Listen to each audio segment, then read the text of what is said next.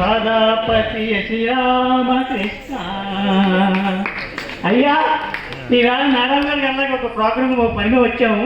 ఇంత అద్భుతమైన ప్రోగ్రామ్ని చూడడానికి అవకాశం ఇచ్చినట్టు మా ఆభార గోపాలకృష్ణ వారికి ధన్యవాదాలు.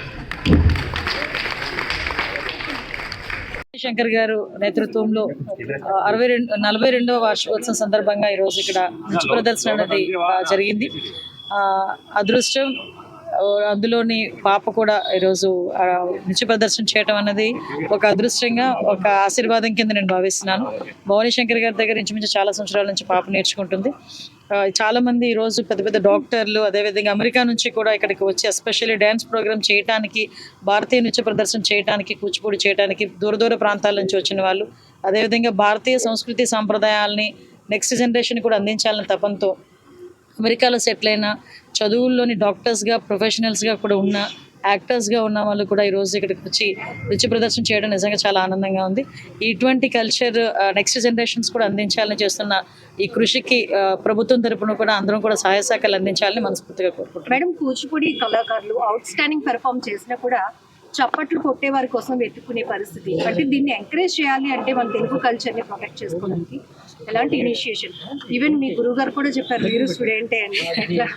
యాక్చువల్గా నిజంగా మీరు అన్నది కూడా కరెక్టేనండి. ఈరోజు పాశ్చాత్య డ్యాన్స్ వచ్చేసిన తర్వాత, ఎందుకంటే ఈ భారతీయ నృత్య ప్రదర్శన అనేసరికి ఒక చిన్న దాన్ని ఏమంటారంటే చిన్న చూపు అన్నది కనిపించడం అనేది ఒక్కొక్క దగ్గర చూస్తున్నాం. కానీ అటువంటి కల్చర్ నుంచి కూడా బయటకు తీసుకురావడానికి కంపల్సరీగా భారతీయ నృత్యాన్ని, కూచిపూడిని, సంస్కృతిని, సాంప్రదాయాలను ముందుకు తీసుకెళ్ళడానికి మీ నంబర్ ఈరోజు చేసిన చాలా మందిలో ఒక ఆప్థమాలజిస్ట్ ఉన్నారు, ఒక డాక్టర్ ఉన్నారు, నెక్స్ట్ అమెరికా నుంచి ఒక అమ్మాయి ఎస్పెషల్లీ పెర్ఫార్మెన్స్ చేయడానికి అని చెప్పి వచ్చారు.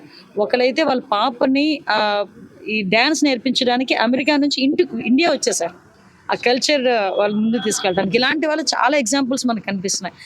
ఇప్పుడు మనకు పరిస్థితి ఎలా ఉందంటే ఇక్కడ నుంచి అమెరికా కూడా వెళ్ళి నృత్య ప్రదర్శన చేసే పరిస్థితులు కూడా చాలా కనిపిస్తున్నాయి.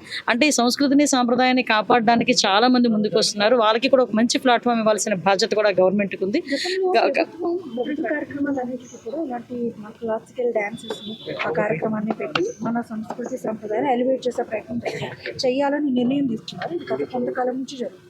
సో ఇప్పుడు మీరు కూడా అలా ఎంకరేజ్ చేస్తారు? డెఫినెట్గానండి. ఇప్పుడు మీరు అబ్జర్వ్ చేస్తే మనకు ఉగాది దగ్గర నుంచి మనం ఏ ప్రోగ్రామ్ అయినా మన తెలుగు సంప్రదాయాన్ని బయటికి తీసుకొచ్చే విధంగా, ఒకటి భారతీయ సంస్కృతి సంప్రదాయాల్ని కూడా బయటకు తీసుకొచ్చే కళలకి మళ్ళీ జీవం పోసే విధంగా. ఒకటి మన అదృష్టం ఏంటంటే భారతీయ కళని చంపేవాడు ఇప్పుడు వచ్చి పుట్టలే, అది మన అదృష్టం. ఆ భారతీయ కళకి ఇంకా జీవం పోయాల్సిన బాధ్యత భారతీయులుగా మనందరి మీద ఉంది. అది భరతనాట్యం అవనేయండి, కూచిపూడి అవనేయండి, కథకళి అవనేయండి, whatever it may be, ఏం జరిగినా కూడా ఒక భారతీయ సంస్కృతి సంప్రదాయాలను తీసుకెళ్లాల్సిన బాధ్యత ఒక భారతీయులుగా మనందరికీ ఉంది.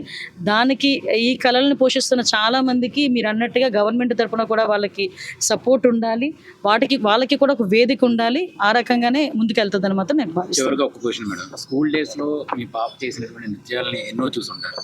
ఇవాళ రాష్ట్ర హోంమంత్రిగా స్పెషల్ గెస్ట్ గా రావడం ఎట్లా అనిపించింది? యాక్చువల్గా నాకు ఈ రెండిటికన్నా నేను హ్యాపీ ఫీల్ అయింది ఏంటంటే, పాపకి లెగ్ చిన్న సర్జరీ జరిగింది 2 years బ్యాక్. ఆ అమ్మాయి కొంచెం డిప్రెస్ అయింది, నేను చేయగలనా లేదా అని డిప్రెస్ అయింది. బట్ తను ఆ గురువుగారి ప్రోత్సాహంతో కొన్ని రోజులు విజయవాడలో ఉండి ఆన్లైన్లో నేర్చుకుంది. మళ్ళీ మొన్న ఒక 10 days ఇక్కడికి వచ్చి ప్రత్యేకంగా దీని గురించి నేర్చుకుని చేసింది. What ever it may B, ఏమన్నా ఈ భారతీయ సంస్కృతి సాంప్రదాయాలు ముందుకు తీసుకెళ్లాల్సిన బాధ్యత మనందరి మీద ఉంది. ఈ రోజు అయితే నేను ఇక్కడికి ఒక తల్లిగానే వచ్చాను, గెస్ట్గా రాలేదు, ఒక హోంమంత్రిగా కాదు, ఒక తల్లిగా వచ్చాను. తర్వాత ఈ పొజిషన్లో అమ్మాయిని చూడటం కూడా చాలా హ్యాపీగా అనిపించింది. మేడం, బాలకృష్ణ గారికి సినీ రంగం నుంచి పద్మభూషణ్కి ఎంపిక చేశారు. Yes, congratulations. ఏదైనా బాలయ్య బాలయ్య, జై బాలయ్య, అందరం కూడా గట్టిగా విజిలేసి చెప్పాల్సింది జై బాలయ్య అని. నిజంగా చాలా ఆనందంగా ఉంది. బాలయ్య బాబుకి ఈరోజు అవార్డు రావటం, అది కూడా అత్యున్నతమైన పద్మభూషణ్ అవార్డు రావటం కూడా కంగ్రాచులేషన్స్ బాలయ్య. అందరూ మీరు మా అందరికీ ఉన్నారు, మేము మీ అందరికీ ఉన్నాం. జై బాల